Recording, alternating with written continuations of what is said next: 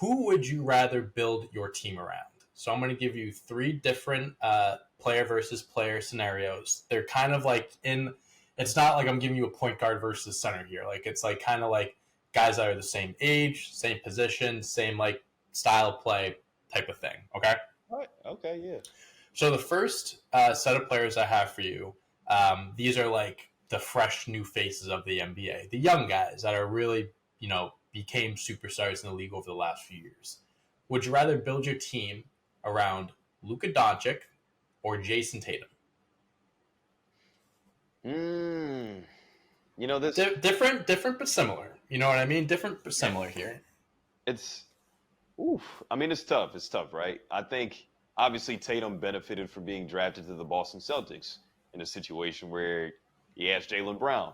At one point, he had Brad Stevens as a head coach. There was a lot of things that fell in place for Tatum for everything to be right, which is why he's seen more success than Luka, at least, team-wise, getting to the finals, obviously, and several Eastern Conference finals where I don't think Tatum has missed the playoffs, where Luka has twice, I believe. But I think I'm going to go Luka, man. I think for what he accounts for in offense, obviously he's definitely not the defender that Tatum is. Yep. So in terms of intangibles on that end of the floor, it's non-existent. But I think I got to go Luka just because he could be my offense. He could be the unit. And I'm not ready to write off that Kyrie and other stars can't play with him yet, because him and Kyrie had a very limited size of work to go off of just to say that they can't play together or Luka can't play with other perimeter stars. So I think I'm just going off the offensive talent, and what this league needs today is somebody that can lead a team similar to how he can and put it on his back in some senses. So I'm going to go Luka. I just think they need some better pieces around him. I'm going to go Luka. Yeah, I feel like that's kind of the fair answer to give. I mean, Jayson Tatum, obviously, you can't go wrong with either of these guys, but I think Luka Doncic's game is kind of more like built to kind of build around. He can do virtually anything except maybe play defense. I think that's really the only like big knock on his game at this point, which he can always improve on. But yeah, I feel like Luka here is like the smart answer of a player that you ideally would want to build around, because there's really not much he can't do. But I must say, though, I go back and forth with this all the time. I think last year I said Tatum because I love a two-way. This is a very debatable one. This is you can't go wrong with either. You kind of have to look at like team success, like you said, for Tatum. Like, I mean, since he's entered the league, he's made how many Eastern Conference finals and stuff like that. He's never missed the playoffs or anything like that. While on the other hand, Luka, missed a few times, but look at the teams that he's been on. Look at the players that have, they put around him and such. So it's kind of a situational thing as well. Hey, all I'm going to say is LeBron took Eric Snow, Big Z, and Delonte West to the NBA Finals, baby. He did. Anything. He did. But LeBron James, LeBron James is LeBron James. He's arguably the GOAT. So that's what separates them there. But all right. The next duo, or the next two guys that I have for you, are two MVP candidates. For the last 3 years, they've been going head to head. Two guys that you could argue could have each won, an MVP the last 3 years. I have Nikola Jokic versus Joel Embiid. Now, I know this answer might be a little obvious, but I'm curious to hear what you have to say. I don't think I want to be obvious today. I think I want to be a little more bold. Okay. I think obviously everybody's Nikola Jokic. He's the best player in the world today. He damn sure is, man. He definitely is. But I went with the offensive unit for Luka. I think I'm going to go with the two-way guy here in Joel Embiid. Okay. I like it. It's another, you can't really go wrong. I think Joel Embiid has to obviously show up in the postseason and get past the second round, especially. But, I mean, it's a two-way guy. He's a two-way superstar that could possibly be on his way out of Philly, right? There's a 40% chance that happens. And I think if he does end up in a place like New York or Miami, per se, he could find different success or even more success than what he found in Philadelphia with a lot of toxic situations. So we could, even though Embiid has played with better teammates than Jokic just had the better situation just because of coaching, because of management. Everything's been consistent there, where they trusted Jokic, where they trusted the players around him. Drafting Jamal Murray, drafting MPJ, getting Aaron Gordon, and then at some point you get KCP and Bruce Brown. Yep. The organization in Denver was better ran these past 8 years than what it was in Philadelphia. So I think Joel could still be a better talent. I know the assist numbers kind of make it look like a landslide, like Jokic is way better, but he's not really that much better right now. I would say that Jokic is the better player right now, yes, but I don't think he's for sure like a tier above Embiid. I think they're on the same plane still. I mean, at the end of the day, Embiid did win the MVP this last year. Obviously, Jokic won the NBA title and all that stuff. But again, look at the situations, look at the organizations, look at management, all that stuff. There's a lot to factor into. Jokic, I feel like a lot of people when you hear this, like Jokic or Embiid, they're going to be quick to jump on Jokic. Yeah. He's a triple-double machine, all that stuff. But you have to factor in the two-way aspect that you mentioned. Joel Embiid can play both sides of the ball. And not for nothing, like, if Embiid had to, I'm sure Embiid could put up, like, 30, 10, maybe 7 and 8. You know what I mean? If he played the same role that Jokic has, like, Joel Embiid, like, he ain't, like, you know, a scrub when it comes to passing the ball or getting his teammates involved. Like, I'm sure he can play that aspect of his game. Obviously, with James Harden on his team, he's averaging 11 assists a game, so that's going to be very hard. But, like, if you kind of put him in Jokic's situation, vice versa, whatever, you know, who says Embiid can't put up those numbers, you know?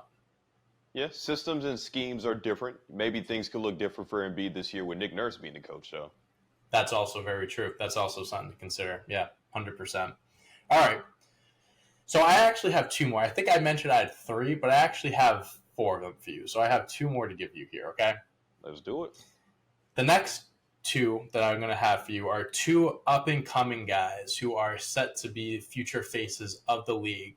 I think they're right around the same age. I think one of them is maybe a year or 2 older than the other. Okay. I'm going to give you...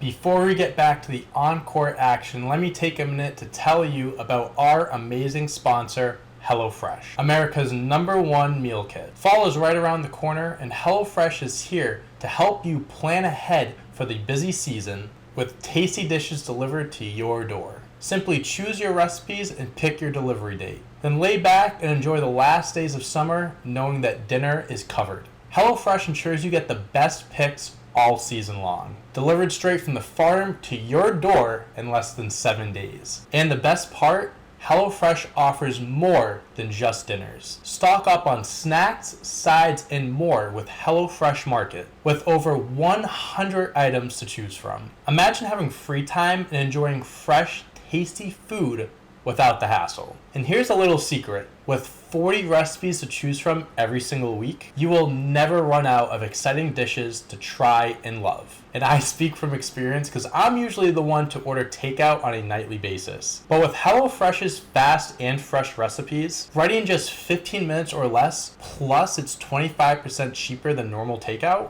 it's a total win-win. They've got something for everyone. So here is your game-changing offer. Go to HelloFresh.com/next50, use code NEXT50 for 50% off plus free shipping. It's too good to pass up. Elevate your summer cooking and enjoy fresh, delicious meals that everyone will love. Thank you again, HelloFresh, for sponsoring this position of today's episode. Again, go to HelloFresh.com/next50, use code NEXT50 for 50% off plus free shipping. Now, back to the video.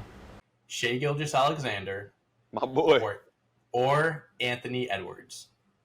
Oh, this is a tough one. This is a tough one. We just talked about earlier how Anthony Edwards. I have all the love in the world. I can give this guy praise until the end of time. I think this guy is going to be a fucking monster. I think he's going to be a superstar in no time. I think he's already like borderline there. But SGA, 30 points a game last year. He willed the Thunder into the play, and they almost made the playoffs. So it's tough. There's a lot to consider here. Whew. Yeah. There's definitely. I love Ant, man. Like there was a piece of my mind in the 2020 draft that I was just like, man, hopefully Minnesota just fucks this up so that we could happen to get Ant. Like, I don't know. There's no way he would have dropped because Golden State was still there. Right. I'm sure Golden State would have took him.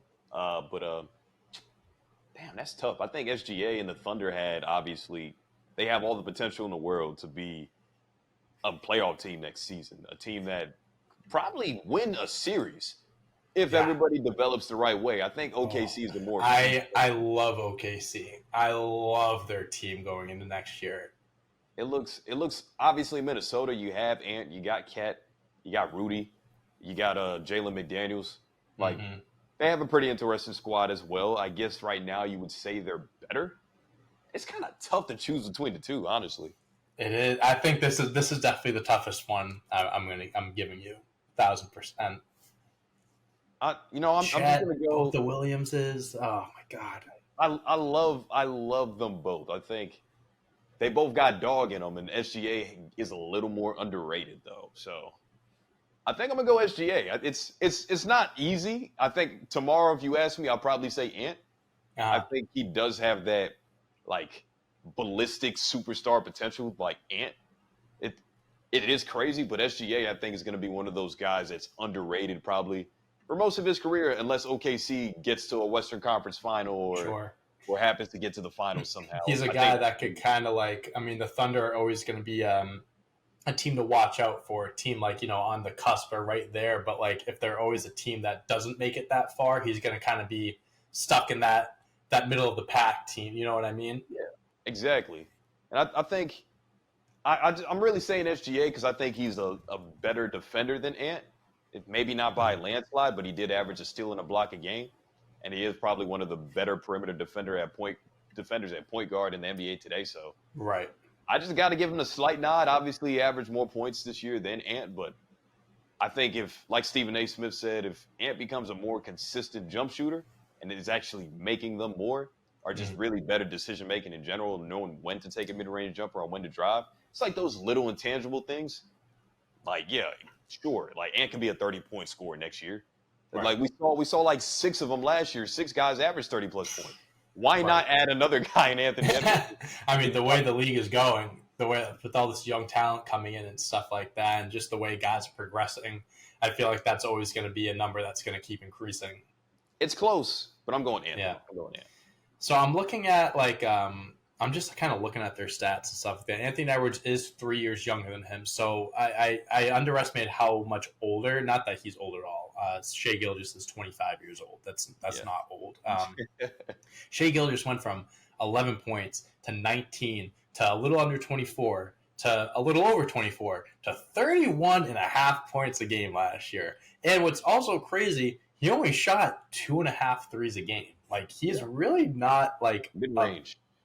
Yeah, he's really not a big time 3-point scorer. And then Anthony Edwards, obviously only 3 seasons, went from 19 points to 21 to almost 25 last year. Correct me if I'm wrong, but doesn't Anthony Edwards have like over 800 threes? And I think he was the fastest, youngest player to get there or something like that. Yeah, he's like the fastest player to hit a certain amount of threes or whatever it was by a certain age. He shot – this is his career. So he shot 7.2 his first season, 8.4 the second, 7.3. He averages 7.5 threes attempts a game for his career. Shout out Steph Curry. We talked about him earlier. That's the trendsetter right there. That's all because of Steph. Okay, so this last one I have for you, I will say I kind of just added this one on at the end because this one guy I wanted to throw in there, but I couldn't find a good guy to match him up with. I don't know if this is the best guy to put him up against, but we'll see. So I'm going to give you Giannis Antetokounmpo, okay? Been in the league for a little bit of not older player, but he's in his prime years now. Versus a guy who is just entering the league, but could be the perfect guy that any team would want to play around. Victor Wembanyama, 2 unicorns. Yeah, I know. Two different players, 2 different teams, scenarios. One guy hasn't even played in the NBA yet. The other guy has won a championship, MVPs, proven himself. But right now, who would you build your team around? Yeah, I'm not going to be disrespectful. We're talking about right now. I'm gonna give it to Giannis. Okay, all right, right now. But looking into the future, over the next few years, who would you want to build your team around? Is it still Giannis, or are you going to you have to give the nod to Victor? I think it's an interesting conversation. I think we need to ask ourselves, how long can Giannis stay on top of this mountain, right? Because that's another guy who could be arguably the best player in the world today if you want to go that way. Nobody would be mad at you. People forget he put up 50 points a game he put up 50 points in a closing game in the NBA Finals 2 years ago. That's literally probably the best closeout game that I've seen in the last 10 years or so. Yeah.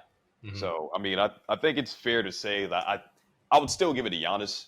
I think Wemby's going to be a beast. But you remember, we're on the record saying this. Injuries could be the one thing that slows him down and yada, yada, yada. Absolutely. I also just need to see him play an NBA game to feel any differently.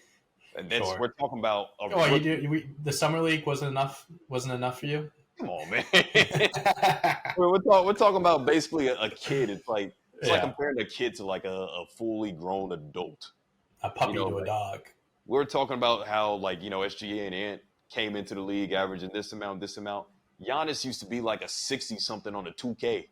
And now he's damn near 99. He was the size of my pinky right there when he was entering the league. That's how big he was. That's how thin he was. Honestly, so until I see a drop-off from Giannis, which I didn't see last year, he got hurt. Everybody gets hurt. It is what it is. I'm going to give it to Giannis regardless. I just have to respect it. No, I think that's fair. Looking back on all these ones, I think I agree with you, honestly, for the most part. I mean, the Luka, I agree with. Jokic or Embiid, I think, is kind of like a coin toss. You can go either way. SGA, and I honestly think that's a tough one, bro. Like you ended up going with Ant, but I mean, bro, I think SGA. Oh, you went SGA. Oh, excuse me. You went SGA, but tomorrow you could pick Ant. Like that's the type of like both these guys. I'm very much looking forward to seeing how they perform next season because I think these are two of like the youngest stars that could really just take over the NBA just like that. We saw SGA scoring 31 and a half games. Anthony Edwards could come out of nowhere. He could average over 30 a game next year. Who says he doesn't, like you said earlier. And Victor, we'll see what he does, but he definitely has a lot to prove first. Giannis, he's a proven star. It's way too early. Way too early. But I had to ask. I had to ask. I get it. I wanted to throw Giannis in there. I couldn't think of I was thinking Durant, LeBron. I could have done LeBron, honestly, but because I know he's your boy, but he's a little older. He's 10 years older than Giannis, so I kind of figured that was a little different conversation. I'm gonna say Giannis regardless. I mean, hey, LeBron's only my boy because he's a Laker. Okay, let's get something out. I love LeBron. I love what he did for the generation and stuff like that. But I've always been a big Kobe guy. Not saying I ever hated LeBron. There you go. But it's hanging up, man. I've always been a big Kobe guy. It's just what it is. But yeah. All right. Beautiful.